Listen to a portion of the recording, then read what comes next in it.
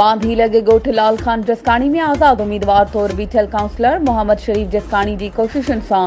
Pakistan PAF जे project तहत ॻोठ सिंगार foundation तरफ़ां UC अबुल हसन जे ॻोठ लाल खान जसकानी में फ्री मेडिकल कैंप लगाई वई,